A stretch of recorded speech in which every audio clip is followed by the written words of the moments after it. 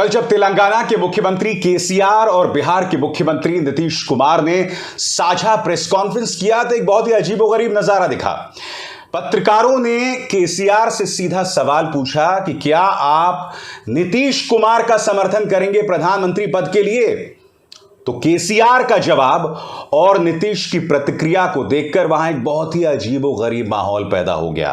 सबसे पहले मैं आपको कार्यक्रम का यह हिस्सा दिखलाना चाहता हूं जिसमें नीतीश के बारे में तेलंगाना के मुख्यमंत्री से सवाल पूछा गया। तो देखा आपने?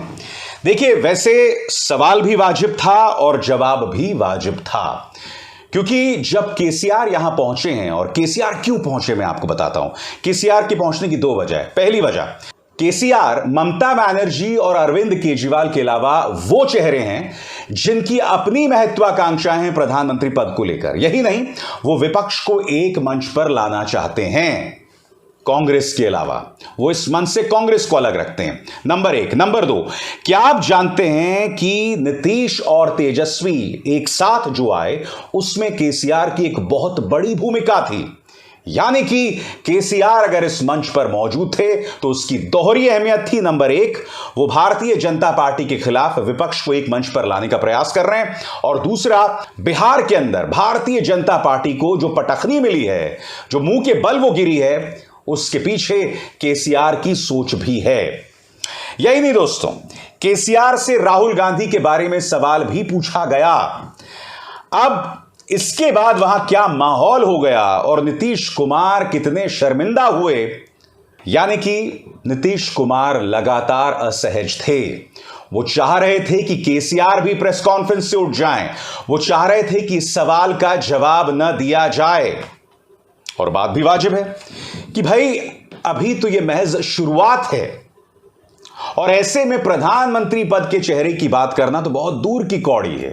मगर भारतीय जनता पार्टी को इस मुद्दे पर हमला बोलने का मौका दिख गया। आपके स्क्रीन पर ये हैं गिरिराज सिंह, केंद्र सरकार में सांसद। उनका क्या कहना है? ऐसा प्रेस कॉन्फ्रेंस तो हम आज तक नहीं देखे हैं। केसीआर नीतीश को जलील करके चले गए। बड़ा सवाल, क्या केसीआर ने नीतीश को जलील किया है? केसीआर की पार्टी के तमाम नेता कह रहे हैं कि कम से कम केसीआर ने प्रेस कॉन्फ्रेंस को संबोधित किया, मगर 8 साल हो गए, अब तक प्रधानमंत्री नरेंद्र मोदी ने एक भी प्रेस कॉन्फ्रेंस को संबोधित नहीं किया। क्या कह रहे हैं उनके पार्टी के नेता कृष्ण के? आपके स्क्रीन पर, prime ministers chair is not decided when two leaders meet.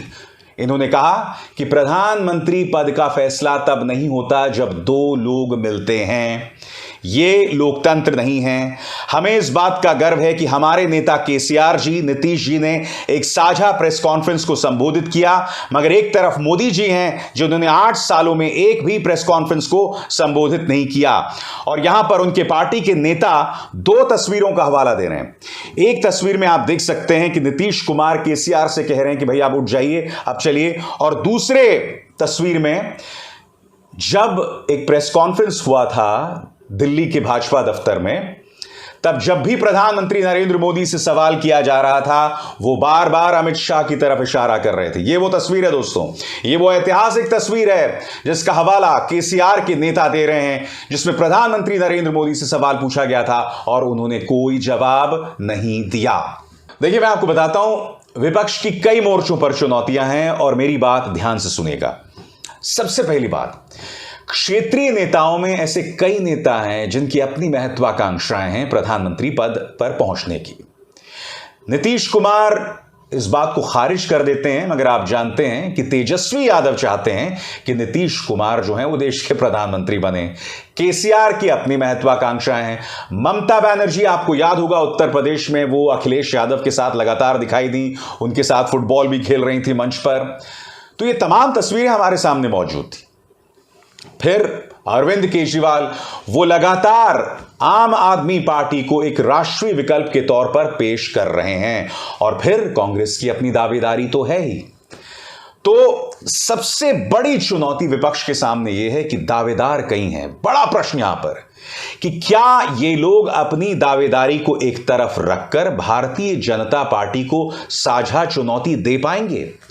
खासकर एक ऐसे मौके पर जब भारतीय जनता पार्टी के पास दो बहुत बड़े नेता हैं जो इस वक्त बेतहाशा लोकप्रिय हैं, खासकर उत्तर प्रदेश और बिहार में। और मैं बात कर रहा हूं देश के प्रधानमंत्री नरेंद्र मोदी की, और मैं बात कर रहा हूं उत्तर प्रदेश के मुख्यमंत्री आदित्यनाथ की। इसके अलावा कांग्रेस, मैं आपको बतलाना चाहूंगा कि जब केसीआर से सवाल पूछा गया था कांग्रेस के बारे में, तो उन्होंने उस सवाल को टाल दिया था। क्यों?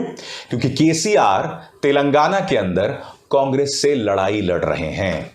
वो कांग्रेस के साथ किसी तरह का तालमेल नहीं चाहते, ना राज्य स्तर पर ना केंद्र स्तर पर। अब मैं आपसे एक सवाल पूछना चाहता हूं। आप जानते हैं कि कई राज्यों में सिर्फ दो पॉलिटिकल पार्टीज हैं, कांग्रेस और बीजेपी। मसलन अगर आप मध्य प्रदेश पर निगाह डालें, राजस्थान, छत्तीसगढ़, हिमाचल, गुजरात, मैं जानता हूं हिमाचल और गुजरात में आम आदमी पार्टी दस्तक दे रही है, मगर ऐसे ढेरों राज्य हैं जहां पर सिर्फ और सिर्फ बीजेपी और कांग्रेस हैं। उत्तराखंड, गोवा। तो ऐसे में क्या केसीआर या क्षेत्रीय दल के नेता कांग्रेस को नजरअंदाज कर सकते हैं? और सबसे बड़ा प्रश्न, कांग्रेस खुद भी चाहती है कि वो विपक्षी दलों की नुमाइंदगी करे, उनका नेतृत्व करे। यह बात विपक्षी दलों को क्यों स्वीकार नहीं है, मैं आपको बताता हूं। क्योंकि कई राज्यों में जहां कांग्रेस एक जमाने में जबरदस्त ताकत में हुआ करती थी, वहां वो लगभग खत्म हो गई है। पश्चिम बंगाल पर निगाह डालें दोस्तों, उत्तर प्रदेश में निगाह डालें, इन दोनों राज्यों से उसका सूपड़ा साफ हो गया है। गुजरात पर निगाह डालें, हालांकि ग्रामीण गुजरात में इस वक्त कांग्रेस जो है बहुत मजबूत है, मगर यहां पर भी आम आदमी पार्टी उसे लगातार चुनौती दे रही है। हिमाचल का भी यही हाल है। तो कहने का अर्थ यह है कि एक तरफ कांग्रेस विपक्ष का नेतृत्व करना चाहती है, मगर खुद वो अपना जनाधार कई राज्यों में खो रही है। अब उत्तर प्रदेश के जो चुनाव हुए, वहां पर आपने क्या देखा? वहां पर कांग्रेस को एक भी सीट नहीं मिली। आपने देखा होगा प्रियंका गांधी वाड्रा ने कितनी मेहनत की थी, मगर वो सारी मेहनत पर पानी फिर गया। ऐसा क्यों हुआ? ऐसा इसलिए हुआ कि बेशक प्रियंका गांधी वाड्रा मुद्दे उठा रही थी, बेशक कांग्रेस लड़ने की कोशिश कर रही थी, मगर जमीनी तौर पर उसका कोई बूथ लेवल कार्यकर्ता नहीं था। जमीनी तौर पर उसकी ताकत एक बहुत बड़ा शून्य थी। और यही कई राज्यों में हो रहा है दोस्तों। एक जमाने में कांग्रेस सेवा दल की बेतहाशा ताकत हुआ करती थी। उसकी ताकत वही थी जो आज की तारीख में आरएसएस है भारतीय जनता पार्टी के लिए। मगर कांग्रेस सेवा दल धीरे धीरे खत्म होती गई। फिर कांग्रेस के अंदर उसकी जड़ काटने वाले उसके अपने कई नेता, मसलन मध्य प्रदेश में उनकी सरकार थी, मगर माननीय ज्योतिरादित्य सिंधिया को जब चुनाव में हार का सामना करना पड़ा और फिर उन्हें मुख्यमंत्री भी नहीं बनाया गया, तो उन्होंने 22 विधायकों के साथ पार्टी छोड़ दी और सरकार धड़ाम से गिर गई।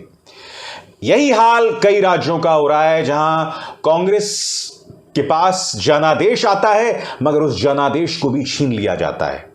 इसमें दोष सिर्फ भारतीय जनता पार्टी का नहीं है, उसमें दोष कांग्रेस के नेतृत्व का भी है कि कांग्रेस का नेतृत्व जो है वो त्वरित प्रतिक्रिया नहीं देता है। सीधा सा सवाल, और मैं आपसे सवाल पूछना चाहता हूं, जब मध्य प्रदेश के अंदर इतना बड़ा संकट चल रहा था, तब क्या राहुल गांधी, कमलनाथ, ज्योतिरादित्य सिंधिया और दिग्विजय सिंह को अपने सामने बिठाकर इस मामले का समाधान नहीं कर सकते थे? क्या वो ज्योतिरादित्य सिंधिया को नहीं बोल सकते थे कि भाई हम आपको राज्यसभा भेज रहे हैं, आप हमारे पार्टी के बड़े नेता हैं, और उन्हें वो अपने साथ सेंटर में बुला लेते? कांग्रेस की दिक्कत यहां पर यह है दोस्तों कि वो प्रतिक्रिया ही नहीं देती है। अब आप मुझे बताइए, देश का मुख्य विपक्षी दल, राष्ट्रीय तौर पर, कथित तौर पर बीजेपी का विकल्प, और उस पार्टी का एक सक्रिय अध्यक्ष भी नहीं है, प्रेसिडेंट भी नहीं है। सोनिया गांधी कहने को अंतरिम अध्यक्ष हैं, मगर आप जानते हैं कि सोनिया गांधी की सेहत ठीक नहीं रहती है। राहुल गांधी ये जिम्मेदारी नहीं लेना चाहते हैं। हां, यह बात है कि राहुल गांधी अपने हाथों में सारी ताकत रखना चाहते हैं। एक राष्ट्रीय दल और उसका कोई अध्यक्ष नहीं है, इतना बड़ा मजाक आप सोच सकते हैं दोस्तों? चलिए, अगर राहुल गांधी जिम्मेदारी नहीं लेना चाहते, तो कांग्रेस भारतीय जनता पार्टी वाला एक्सपेरिमेंट कर लेती। अब जेपी नड्डा बीजेपी के अध्यक्ष हैं, उनके हाथ में भी कोई ताकत नहीं है। आप जानते हैं कि बीजेपी के अंदर भी सारी ताकत दो लोगों के हाथ में है, प्रधानमंत्री नरेंद्र मोदी और अमित शाह। तो क्या इसी तरह का कोई तजुर्बा कांग्रेस नहीं कर सकती थी?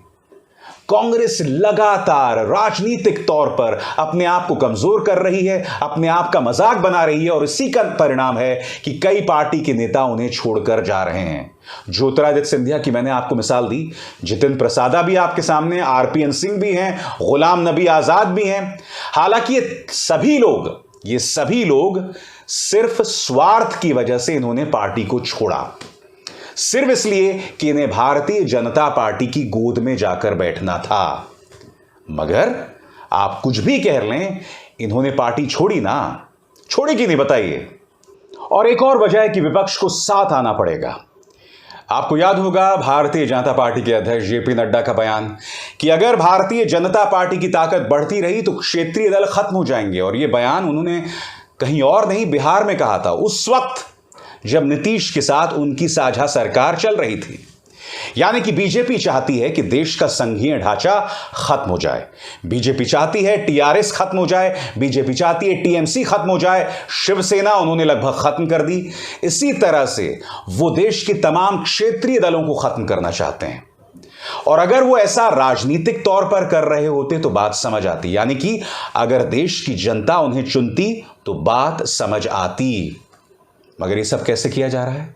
ये सब किया जा रहा है एजेंसीज के जरिए। अब पश्चिम बंगाल पर गौर कीजिए। पश्चिम बंगाल में ममता बनर्जी के पास 200 से ज्यादा विधायक हैं, और वहां पर क्या हो रहा है? वहां पर शुवेंदु अधिकारी अमित शाह से मुलाकात करते हैं और कहते हैं कि मैंने करीब 100-150 विधायकों की लिस्ट अमित शाह को सौंप दी है। और फिर पार्टी के नेता कहते हैं कि खेला हो बे, कुछ दिनों बाद ममता बनर्जी की सरकार गिर जाएगी। 2024 में लोकसभा चुनाव के साथ साथ पश्चिम बंगाल के विधानसभा चुनाव भी होंगे।